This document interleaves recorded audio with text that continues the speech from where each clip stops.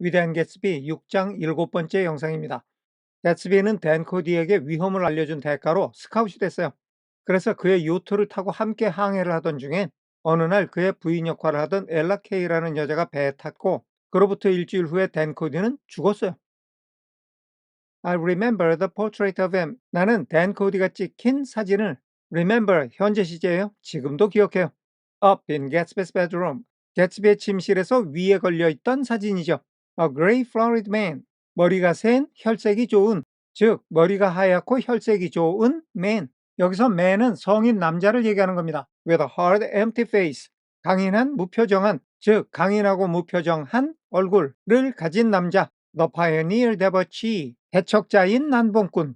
여기 앞에 외모에 관한 내용은 사진에서 보이는 댄 코디의 인상을 얘기하는 거고요. 여기 선구적인 난봉꾼은 댄 코디라는 사람 자체를 얘기하는 겁니다. 다음에 who는 난봉꾼을 가리키면서 문장 끝까지 이어집니다. During one phase of American life. 미국의 일대기, 즉 미국의 역사의 어느 한 시기 동안에 brought back. 자, 관계대명사 who가 주어, brought가 동사예요. who는 난봉꾼을 가리키죠. 그 난봉꾼이 다시 가져왔어요. To the eastern seaboard. 동부의 해안지대로. The savage violence. 여기가 동사 brought의 목적어예요. 야만적인 폭력을 가지고 왔다는 거죠. Of the frontier brothel and saloon. 변방의 창녀촌과 술집의 야만적인 폭력을 가지고 왔어요. 어디로? 동부 해안지대로. 자, 이 부분은 좀 설명을 할 필요가 있어요. 1800년대 중반에 캘리포니아에서 금이 발견됐어요. 그러니까 사람들의 관심이 굉장해지면서 캘리포니아 말고도 여기저기서 금이 발견됐다는 소문이 퍼져요. 그러니까 서부로 가면은 한 방에 부자가 될 수 있겠구나라는 생각에 너도 나도 포장마차를 타고 서부로 갑니다. 이게 그 유명한 서부로의 대장정이에요. 그리고 이렇게 먼 길을 떠난 사람들을 파이어니어, 개척자라고 불렀습니다. 소위 서부 영화라는 게 다 이때를 배경으로 한 거거든요. 이때 댄 코디도 서부로 간 거예요. 이 사람이 광물업에 상당한 조예가 있다 보니까 금뿐만 아니라 은, 구리 뭐 이런 걸 다 거래를 해서 큰 돈을 벌었어요. 그래서 이 사람이 다시 동부로 돌아올 때 돈을 가지고 온 거는 물론이고 그 광산지대에서 광부들을 상대로 영업을 하던 술집, 창녀촌 뭐 이런 것까지 다 수입을 해온 거예요. 얘는 그걸로 돈을 또 더 벌었겠죠. 그래서 댄 코디를 개척자인 난봉꾼이라고 부른 겁니다. 이 사람이 서부 광산에서 일어나던 창녀촌이나 술집에서의 야만적인 폭력 뭐 이런 것들을 동부 해안으로 다시 가져왔다는 겁니다. 정리하겠습니다. 나는 개츠비의 침실 위에 걸려있던 댄 코디의 사진을 지금도 기억합니다. 그 사진은 강인하면서도 표정이 없는 얼굴에 머리가 하얗고 혈색이 좋은 남자의 사진이었습니다. 댄 코디라는 사람은 미국 역사 중 어떤 한 시대 동안에 변방의 창녀촌과 술집의 야만적 폭력을 동부 해안지대로 다시 가져온 개척자적인 난봉꾼이었습니다. 넘어가겠습니다. It is indirectly due to Cody. 그것은 코디 때문이었어요. 간접적으로. 그런데 여기 it는 가주어, that 이하가 진짜 주어입니다. Gatsby drank so little. little은 약간 있는 거고 little은 거의 없는 거예요. 개츠비가 술을 거의 마시지 않는 것은 간접적으로 코디 때문이었어요. 개츠비가 코디를 보고 느낀 게 많았겠죠. 코디가 술 먹고 추태를 부리거나 돈을 함부로 낭비하는 것도 마음에 안 들었을 것이고 특히 코디가 의문의 죽음을 당한 후에는 야 이거 조심해야 되겠다 이런 생각이 들었겠죠. 그래서 이런저런 코디의 영향으로 개츠비가 거의 술을 마시지 않게 됐다는 겁니다.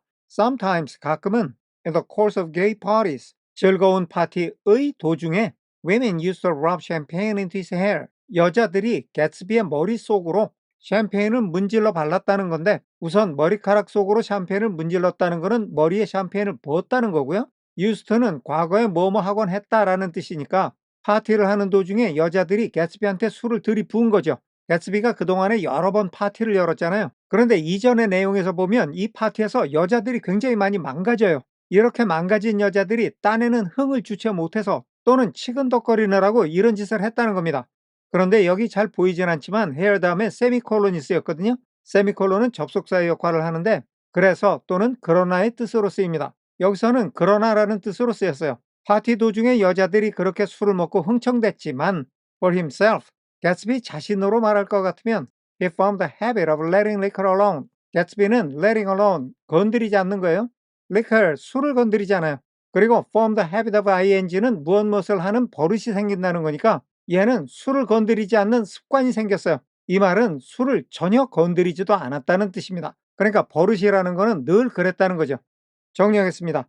개츠비가 거의 술을 마시지 않았던 것은 간접적으로 코디 때문이었습니다. 즐거운 파티가 한창일 때 여자들은 가끔 개츠비의 머리에 샴페인을 붓곤 했지만 그는 술은 전혀 건드리지도 않았습니다. 넘어가겠습니다. And it was from Cody. 그리고 그것은 코디로부터였어요. 여기도 it는 가주어, that 이하가 진짜 주어예요. 개츠비가 돈을 상속받은 것은 코디로부터였습니다. 다음의 내용은 상속받은 돈을 설명합니다. A legacy of $25,000. 여기 of는 동격의 전치사예요. A legacy와 $25,000가 같다는 거니까 상속된 유산이 25,000달러라는 겁니다. He didn't get it. 그런데 개츠비는 그 돈을 받지를 못했어요. 그러니까 댄 코디가 25,000불을 남겨줬는데 얘가 그거를 실제로는 못 받았다는 거죠. 그러면 이때 당시인 1920년대 25,000불이면 현재 가치로는 얼마일까? 이걸 또 계산해주는 사이트가 인터넷에 있더라고요.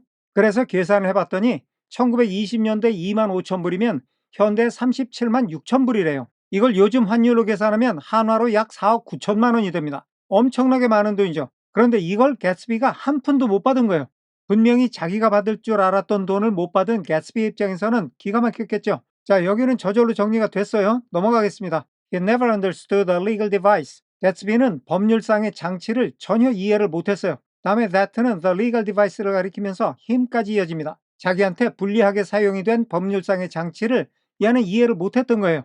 그러니까 댄 코디가 유산을 물려주기는 했는데 법적으로 따져보니까 얘는 그 돈을 받을 자격이 없었던 것 같아요. 아마 얘가 코디의 친족이 아니라서 그러지 않았을까 생각이 되는데요. 어쨌든 개츠비 입장에서는 그게 무슨 영문인지를 몰랐다는 겁니다.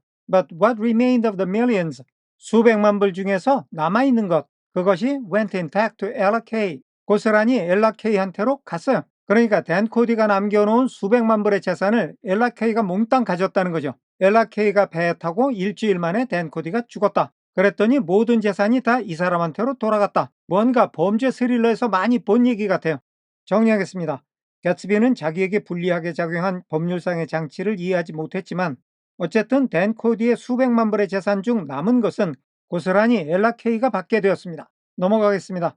He was left. 남겨준다는 뜻의 leave의 수동태예요. 그러니까 얘한테 남겨진 거죠. 그러면 얘한테 남겨진 게 뭐냐?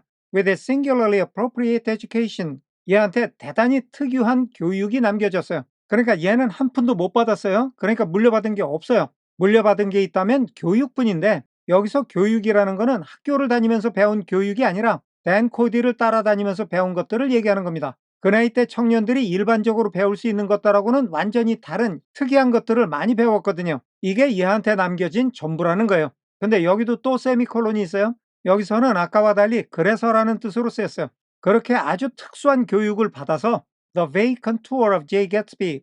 여기 of도 역시 동격의 전치사입니다. J. Gatsby라는 vacant tour, 모호한 윤곽이에요. had filled out, 채워졌어요. 시제는 had pp, 과거 시점에서 이야기하는 현재 완료입니다. 과거 그 당시인 현재를 강조하는 거예요. 그러니까 이때 당시에 이미 채워져 있었다는 거죠. So the substantiality of a man. man, 여기서는 성인 남자를 얘기하는 거죠.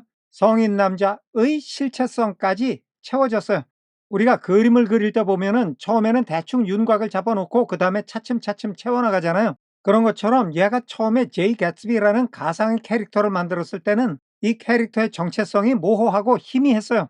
어린애가 그냥 공상을 하는 거였으니까 그냥 막연하게 멋있는 사람이었을 거예요. 그러니까 뚜렷한 정체성이나 목표, 지향점 뭐 이런 게 하나도 없었던 거죠. 그러다가 댄 코디하고 생활을 하면서 이 윤곽이 조금씩 채워져 갔다는 거예요. 즉, 그 과정에서 제이 개츠비라는 캐릭터의 정체성이 어느 정도 확립이 됐다는 거죠.